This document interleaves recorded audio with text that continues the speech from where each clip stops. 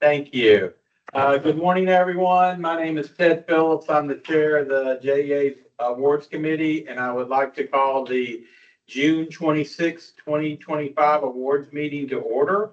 We have a physical quorum present this morning, represented by myself, Ted Phillips, Gary Baker, for Ricky Erickson, and Jody Brooks. OGC is represented this morning by Christine. Thank you for helping us, Christine, this morning as Rebecca is out. And budget is represented by Stephanie Neely. Thank you for being here. Did we receive any public comment via email? No public comment. We have no one here in person from the public. Is there anyone on the call this morning from the public who would like to make a comment at this time? If so, unmute yourself and you have the floor.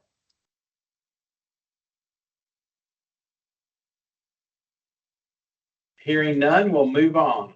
On today's consent agenda, we have items 1 and 2. They've been approved by procurement, budget, OGC, legal, the business unit VP and chief, and are ready for awards committee approval. Before we take a vote on the consent agenda, would any of the board members like to move the minute or any item to the regular agenda for discussion or deferral to another week?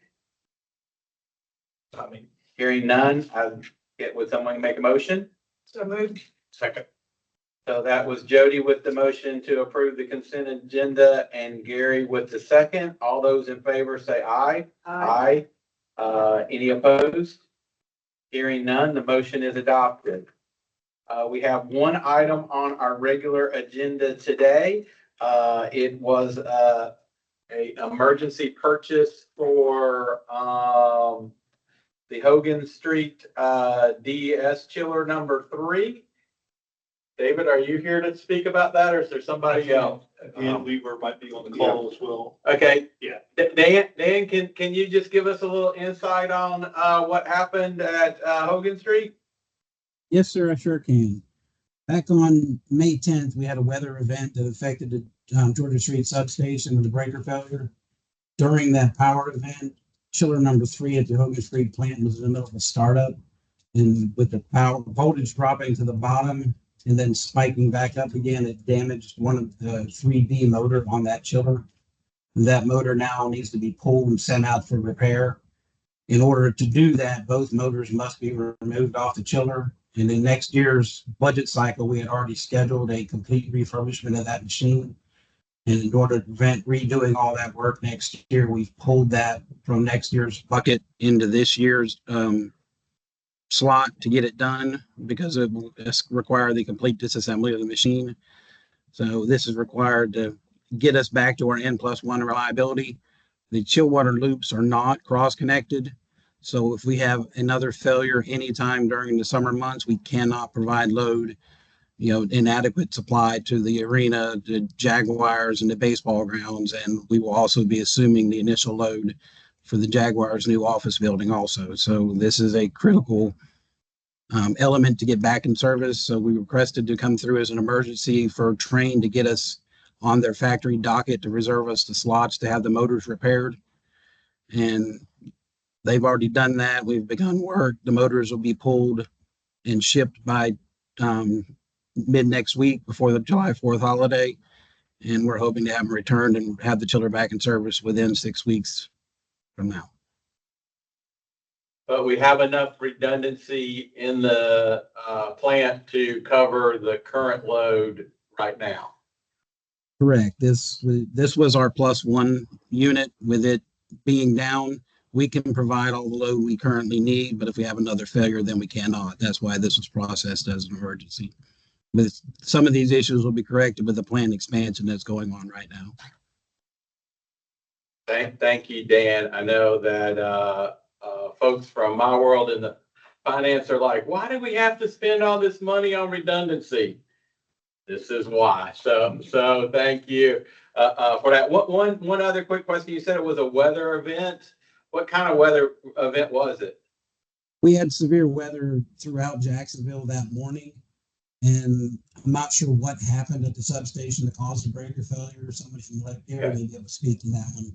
but it was that breaker failure event that took us out. Okay. But Dan, it's based on that event, that this isn't something, this is an unusual event. That's not something that could have been planned for. I mean, as, you know, from a planning perspective, because this is an emergency procurement now, is that not something that could have been anticipated? That is why we have the +1 reliability in the plant to cover these situations. So if we do have a failure, the plant can continue to operate with that biggest machine down, but then it becomes vital to get it back. So the only way to take it to the next level is have +2 reliability, which may be financially, unattainable within our system with the constraints we have. That's common practice. And Yeah. so is this a ratification as opposed? We usually approach this letter, we haven't paid anything against it yet.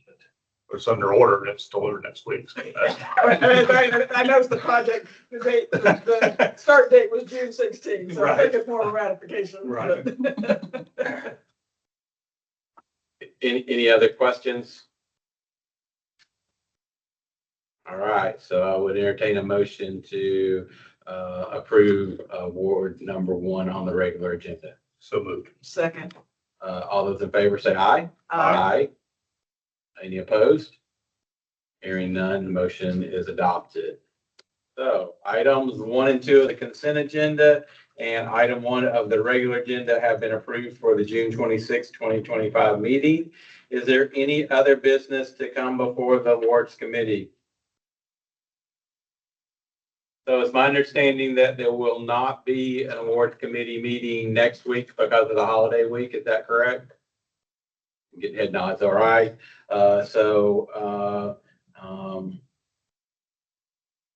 For y'all that really anticipate these meetings, you just have to wait to an extra week. Sorry about that. But we'll see you in 2 weeks. I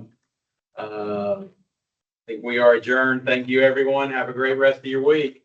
Have a happy and safe 4th of July. Thank you.